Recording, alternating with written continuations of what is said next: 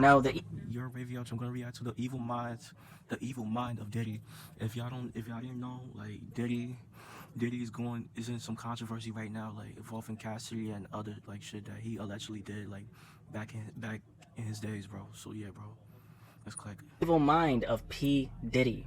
Want to have a little conversation about the story from about a week ago involving P. Diddy, I'm sure you know who that is, and Cassie, professionally known as Cassie, but her real name is Cassandra Ventura. I'm sure you've heard all about it. A very wicked and sickening story, honestly. Like this, genuinely, like this story made me like sick to my stomach, and I think it's really important that I cover it because I do have a mainly male audience, right? So I think it's really important to talk about these, have these conversations because it does involve a man in power taking advantage of a woman in a very wicked way. Before we get to that, right, let's actually paint a picture. Let's go over this entire story together, okay? So this story starts with Cassandra Ventura, also known as Cassie, who's a 37-year-old singer, songwriter, and model.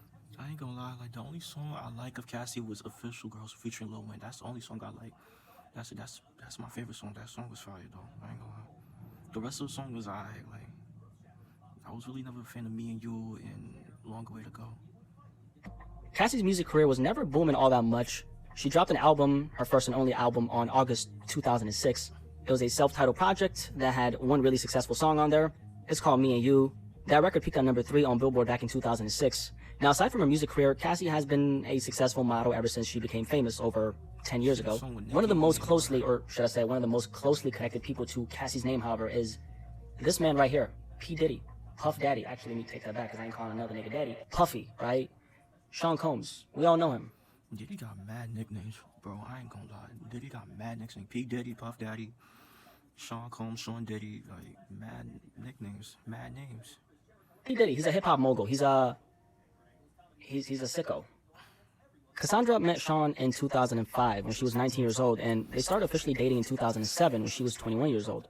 Cassandra ended up getting signed to Bad Boy Records shortly after that, and about a year later, they officially became a couple. Sean and Cassandra were together over a decade, and in between that, they had moments of splitting up, getting back together, splitting up again, getting back together again, just for them to eventually officially split up in 2018. They were known by a lot of people as the it couple in the music industry, and the public smiles gave off the impression that they were seemingly in a happy relationship, or so we thought. Okay, that's what we always think. Smiles publicly, but behind the scenes, you never really know what's going on, and that's also why I never judge things off of appearance, and I don't think you should as well. On the 16th of November, 2023, Cassandra Ventura filed a civil lawsuit against Sean, where she was claiming that he put her through over a decade's worth of violence, abuse, basically put her through hell, allegedly, and other despicable things.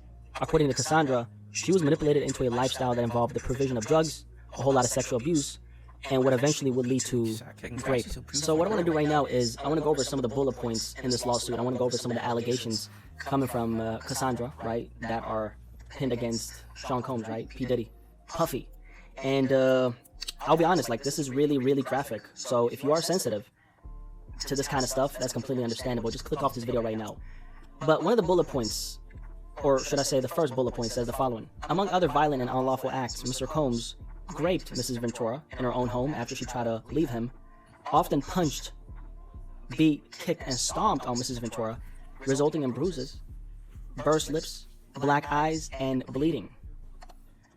He also blew up a man's car after he learned that he was romantically interested in Mrs. Ventura. By the way, and this is not a funny topic, but that man was Kid Cudi. So Diddy literally blew up Cudi's car because Cassie was seeing Cudi back in 2011, and Diddy, he found out about this, right? And so what he did was he literally blew up Cudi's car. Insane. But the lawsuit continues and says that Diddy also forced Mrs. Ventura to engage in sex acts with male workers while masturbating and filming the encounters. He's a sicko.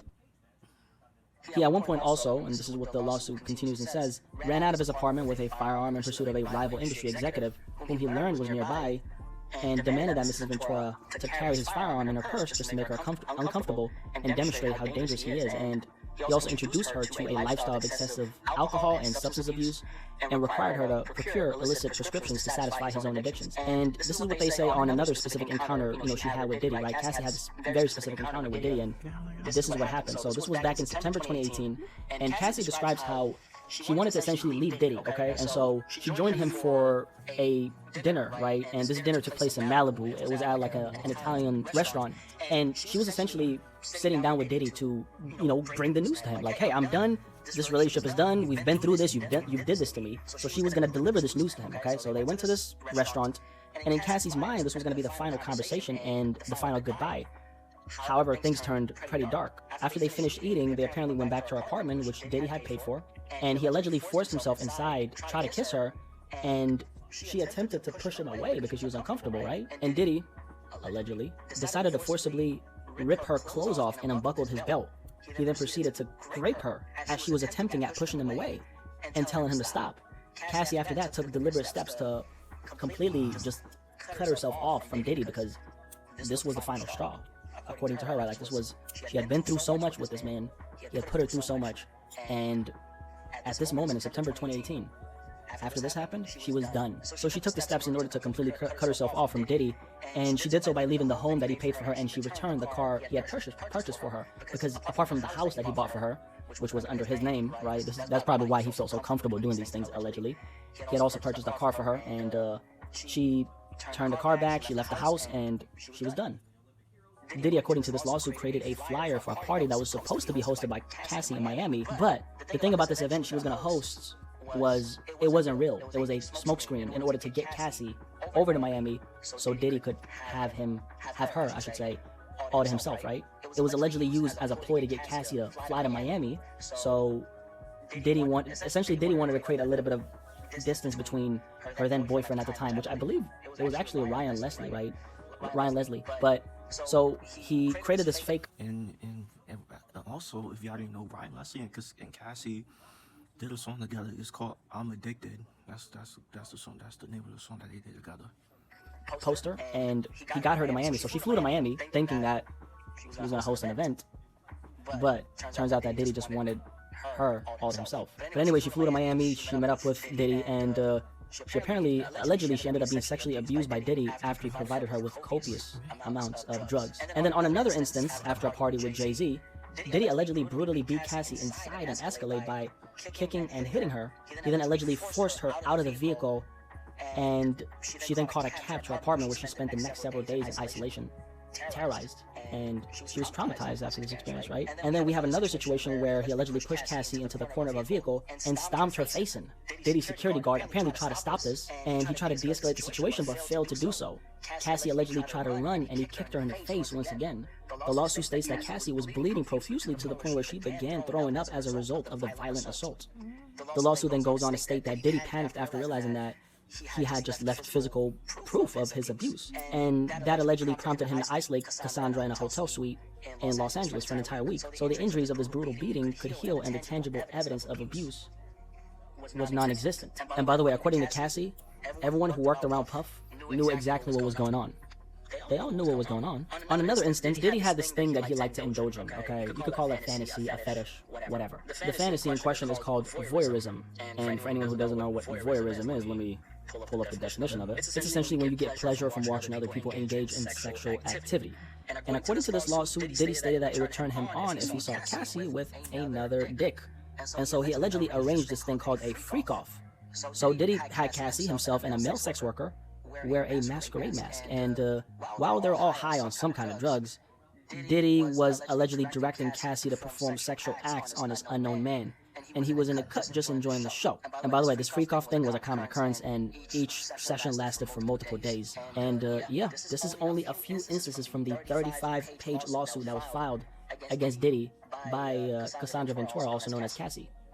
So, you know how they say innocent until proven guilty? Although I stand by that in every single situation because I'm not the law, can you really even make something like this up? Like, the details in his lawsuit, man, it's absolutely mind-boggling and obviously despicable. My heart goes out to Cassie because I refuse to believe that this is all fiction. It's way too descriptive. There's too many intricate details in here, man. Way mad explicit, bro.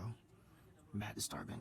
If that's the case, if that's true, like, And also, it doesn't help that Diddy's reputation has been highly questionable ever since he got in the industry. Everything from the alleged rumors that he was involved in the attempted hit on Pac's life in 1994 to things of this nature. Diddy has been getting the side eye his entire career, rightfully so. Why would she come out now after all these years? That's what a lot of people are asking, and I think that's a very lousy question for the simple fact that you can't put a timeline on someone's courage to speak out about going through something like this. When someone goes through something that's as traumatic as this, sometimes they don't speak out at all and take it to their grave because who's gonna believe them? Other times they do, but it's way after they've overcame the emotional trauma that was caused upon them, because it actually takes a lot out of you to open up about something like this. And from what I know, when a woman gets taken advantage of and abused in this fashion, it's actually not just the event that's traumatizing, it's the fact that she now has to come to terms with what was done to her after the fact that's even more traumatizing. So the heinous act itself being done to her is one thing, but the mental anguish that comes as a result of the abuse is another thing. So she doesn't go through it once, she goes through it twice. In Cassie's case, well, we're unfortunately not talking about a one-off situation. This is something that allegedly happened over the span of a decade, so I can't even imagine what that could do to a human being's brain. The fact that there were so many people who allegedly witnessed this is also very sad. Those are what we call enablers. Not one person had the guts to go against Diddy when he was allegedly doing all this to Cassandra. It's crazy, and it tells you a lot about how dark the music industry can get. Everything is pay to play, or pay to hush in this case. And I'm realizing more and more how a lot of the responsibility is on us as men in terms of when or if we see behaviors from other dudes that they could be on something like this. The least you could do is check that behavior. I think that goes a long way, because the opposite tends to happen amongst men, especially young men, because they want to be on the good side of their brothers, right? And no wonder more women don't speak up, by the way. I mean, I've seen a lot of victim blaming on social media after the story, and that just tells me that we have a lot of growth to do. Just make sure you fall on the right side of things. That's especially relevant to all my guys out there. My heart goes out to Cassie.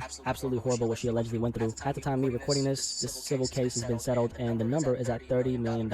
Anyway, the evil mind of P. Diddy. Any thoughts on his story? Curious to hear what you have to say, and I'm sure you're gonna have something to say about it. Definitely let me know in the comment section below, and I'll catch you on the next one.